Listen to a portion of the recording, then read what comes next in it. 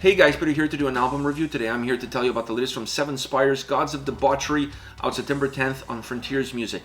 This album has 16 tracks, 77 minutes in length, and this is the band's third full-length studio album. They are an American symphonic metal band.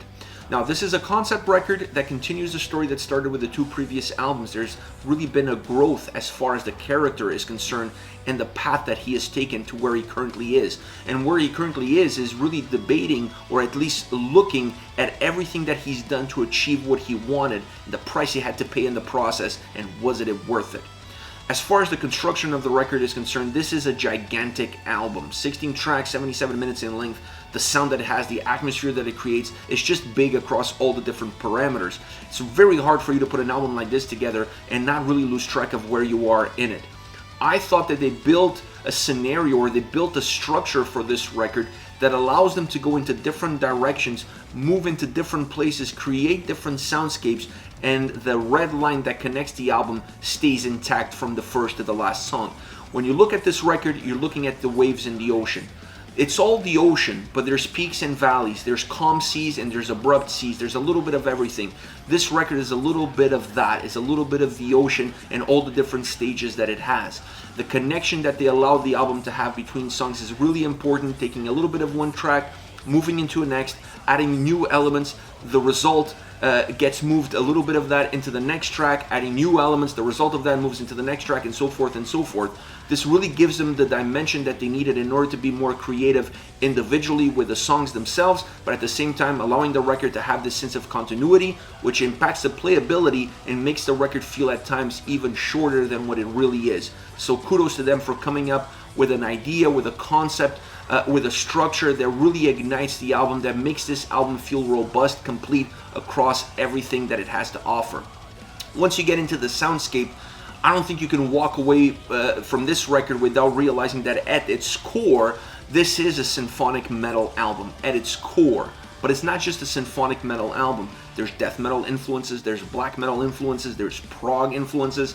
You see a little bit of symphonic death metal, you see a little bit of symphonic black metal, a little bit of melodic black metal as well. There's a little bit of everything coming into this album, perhaps a lot more than what we saw in previous records, where I felt like they were a little bit more anchored into one arena or into one genre, and they didn't deviate from that path as much as they did on this album. This is a more diverse record, but when you have an album that has 16 songs, 77 minutes in length, you can do a lot more. You can change a lot more gradually, allowing you to finally get to some destinations that on shorter records you wouldn't be able to do without making the record broken, without making the album abrupt and perhaps even chaotic. So having this much to play with, having this much of an arena to work with, really allowed them to start having the same starting point, but going in different directions and playing with different sounds, allowing the record to feel a little bit bigger, a little bit more grandiose, and dare I say cinematic, because that is really the essence of this album. There's a sense of a cinematic approach that stays there from the first all the way to the last song, regardless of what the influences are doing. You really feel like you're listening to an audio movie in terms of how it's created, in terms of the life that it has, the atmosphere that it creates at every single turn, and how it all comes together.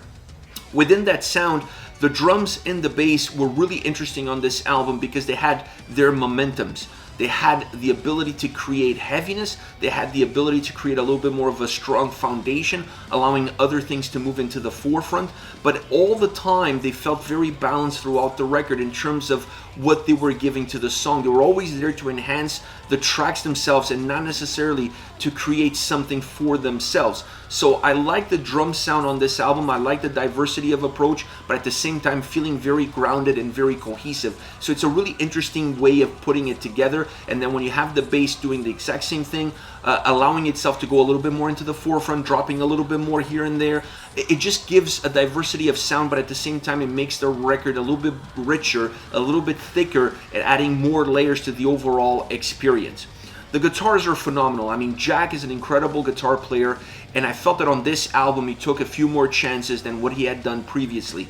It felt a little bit more proggy at times. It felt a little bit more technical at times. You see maybe that more in the solos than anywhere else, but it definitely sets the record apart. It definitely gives you something else to process. And when you're going through this album, having those changes, having those different looks, those different feels, those innuendos from track to track, allows them to tell a better story, because you want to represent what the song is about. You want to represent where you are within the concept of the album and within the overall concept. So the guitars feel almost like the conductor of this record more than any other element.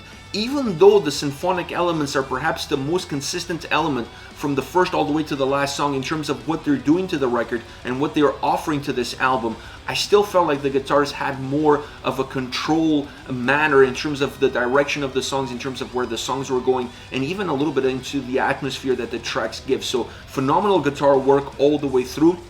I really like the prog elements that we saw throughout this record. I feel like it just gives you a little bit more strength in terms of how you construct the songs, in terms of how they feel and how they sound all around, matching really well with everything else that they had in store for us with this album. Vocally, Adrienne is absolutely phenomenal. You get to see her clean vocals, you get to see her harsh vocals, you get to see a little bit of everything. They have some guest vocalists on this record. I don't even think you need them. She has an incredible range on this album. We got to see everything that she has in her toolbox, from one spectrum of her range to the opposite spectrum of her range. She's in full control. I actually felt that she was a little bit looser on this album than in previous records. I think the experience that she has gained over time, not just with the band, but even outside the band, has allowed her to come into this record not really holding back anything, perhaps not even concerned about how people are going to perceive certain portions of her range, and then just going exactly where the songs need to go, because this is also a little bit of a darker record in terms of the atmosphere that it holds. So she's really able to bring a lot of that darkness into the forefront just with her vocals alone, regardless of what the soundscape is doing.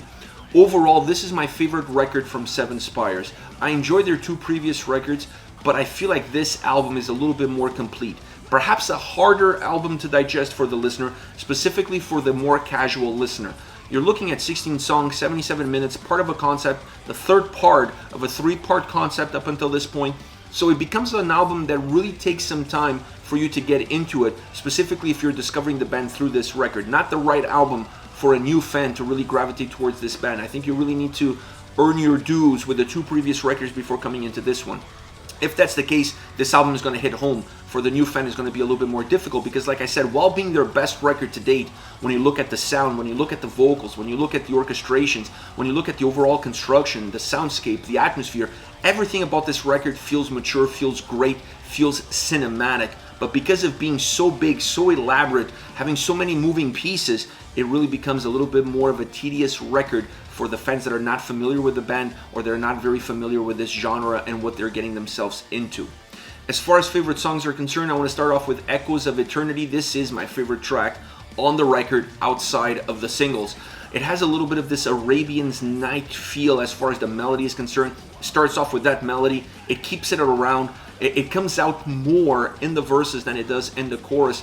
The chorus on this track is a little bit more robust, is a little bit bigger. But one of the most interesting elements of this song is something that is also seen throughout the whole record, and that is the layering of the vocals. There's a lot of layers to the vocals. It's almost like there's 10 different vocalists on one single track. I love that, because this song, specifically with this track, is really big. It has big sound, it has big volume, it has that cinematic approach. When you have that style of vocals, when you have those layers, one picking up where the other one is finishing, it just makes the track come to life. It just gives a lot of energy to the song. It gives a lot of flair. It makes the song feel a lot more impactful. And because of all of that coming together, and then you add an outstanding solo. The solo on this track is just incredible. You bring all of these pieces together, make the song feel totally complete. It feels like a life force of its own. It just has a lot of energy. I love how this song sounds. I love how it feels. I love how it comes across. Next we have This God Is Dead. This one features Roy Khan on vocals. It's a duet. So what an incredible person to choose to have on your record and build a duet around it. I just really gravitated to this song from the get-go because of that. It's the longest track on the album. It's over the 10-minute mark. It becomes really this larger-than-life song musically and vocally. But look at who's in it. You can expect at least this song on a vocal side to go absolutely where no other Seven Spires song has gone before. I feel like this track really sets itself apart from this record. There's some songs on this album that you almost have to listen to them in the context of the record in order to really get them.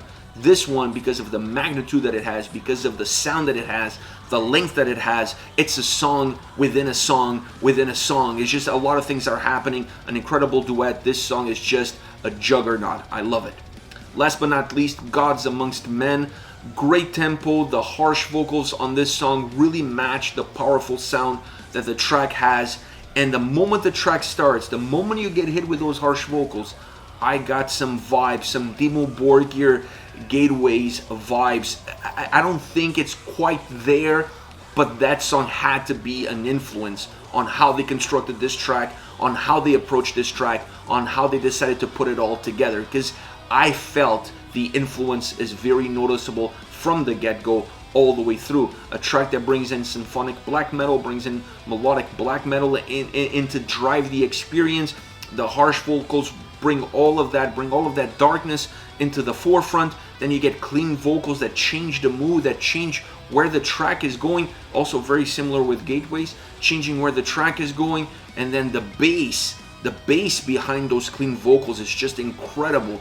The two become a duet of sorts as far as the way this song is built.